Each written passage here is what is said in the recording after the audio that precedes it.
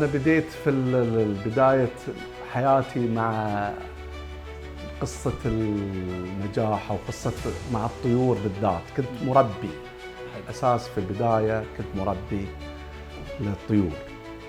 بعدها سبحان الله بعد فترة بسيطة شفت المربي يعاني من نقص في الغذاء، نقص في المواد، في نقص في كل شيء يحتاجها المربي. تحولت من بعد مربي في حاجة إلى قمت بعدها أشتغل في الطيور. بعد أشتغل الطيور برضو قمت أعاني من نقص اللي يحتاج الطيور، يعني كغذاء، بالذات الغذاء، لأن في أنواع من الطيور مش موجود لها غذاء متوفر. تحولت بعد الهواية لتجارة.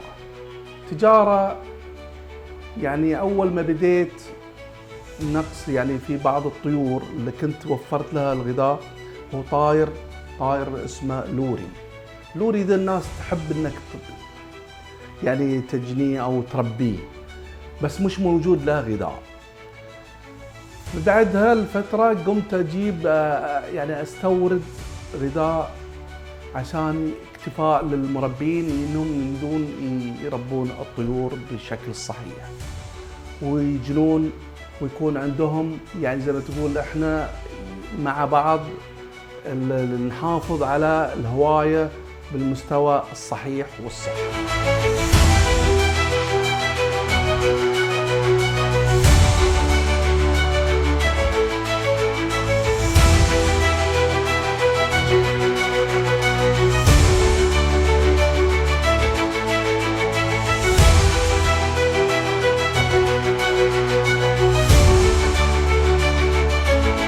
والله حاليا نقدم اغلب البراندات يعتبر المطلوبة عالميا كغذاء متكامل للطيور، وفي نفس الوقت تكرم في غذاء متكامل للحيوانات. يعني عندنا غذاء تكرم القطط والكلاب، وعندنا غذاء للطيور.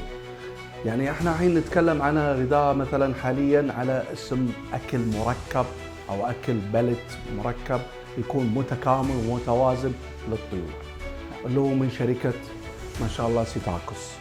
انت اليوم تحتاج مربي، يحتاج لوعي او يحتاج لدعم او يحتاج لتحفيز، انه يكون ان احنا يا خطوة بخطوة انه يكون يعني معلش الحيوان اللي بيربيه يكون بصحة سليمة.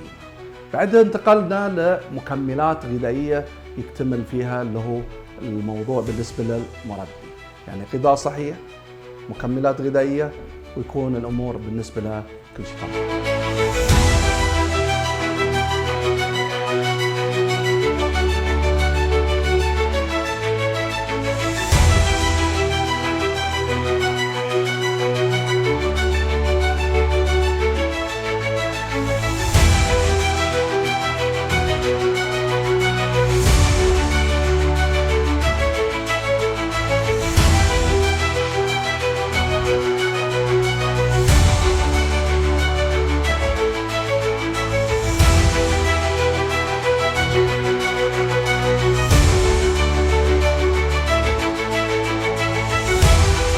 الحمد لله. يعني كانت موضوع بعض العقبات صارت في الطيور وشغلات في الطيور، صارت يعني امراض معينه وصار على الجميع زي انفلونزا زي كذا، كانت عقبات. والحمد لله كانت ما شاء الله من الداعمين، الدوله حفظ الله من الداعمين لهذا الموضوع كتوعيه وحفظ للمربي، يعني حفظ يعني الناس توعيهم عن الموضوع المرض اللي كان موجود، واحنا من ضمن الداعمين معه.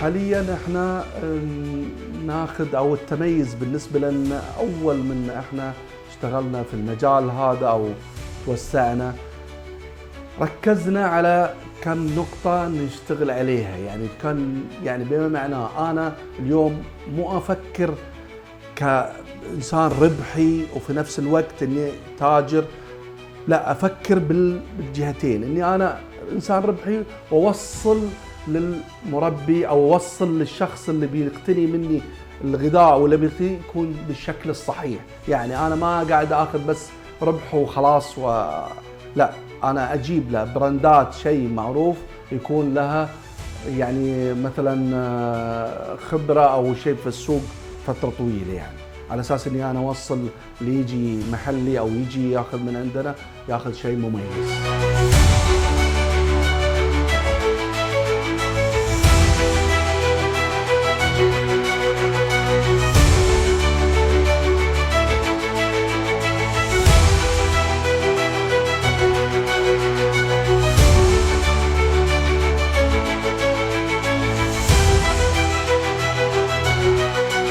والله أنا عندي طموح الحمد لله وفضل الله، يعني قاعدين نوصل للي أنا يرضيني. أول شيء يرضيني شلون؟ يرضيني لما أنا أشوف اللي قاعد أنا أسويه، أشوفه قدام عيني، نجاحه قدام عيني، يعني نتائج اللي أنا أفيد بها المجتمع أو أفيد بها الوطن، أو أنا جزء من الوطن، على أساس إني مو افكر كاني انا اخذ منهم يعني زي ما تقول شغله ربحيه بزياده، كثر ما انا اوصل لهم معلومات او شيء يستفيدون منه، يكون شيء عامل مشترك بيننا وبين الكاستمر تبعنا.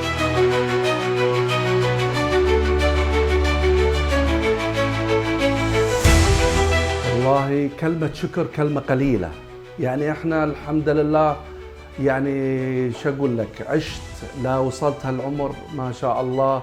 يعني انا رحت وشفت إن هنا دولة الموفرة لنا كل حاجة وامن وامان، واشكر خادمي ومولاي يعني الملك سلمان وامينه محمد بن سلمان على هذه العطاء في كل الاتجاهات. يعني ما شاء الله مادين ايدينهم من كلنا، يعني حاضنيننا ومدين ايدينهم لنا.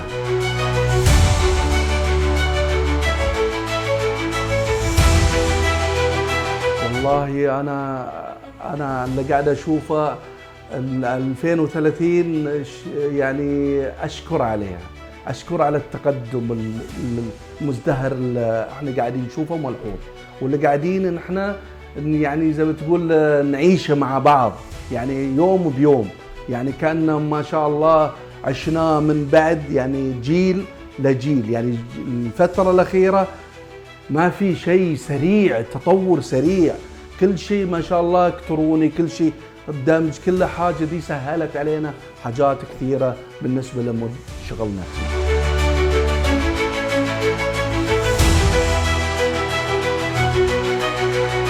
والله أشكر أهلي وعيلتي، وأشكر أولادي اللي وقفوا وياي الحمد لله، وأشكر الأخ الفاضل يوسف البطاط، يعني مساند لي، يعني كلمة أخ كلمة قليلة، يعني خطوة بخطوة كأني أنا هو الصندوق اللي أنا أفرغ فيه كل يعني همومي وكل شيء، ويستقبل ما شاء الله عليه ويوجهني توجيه صحيح.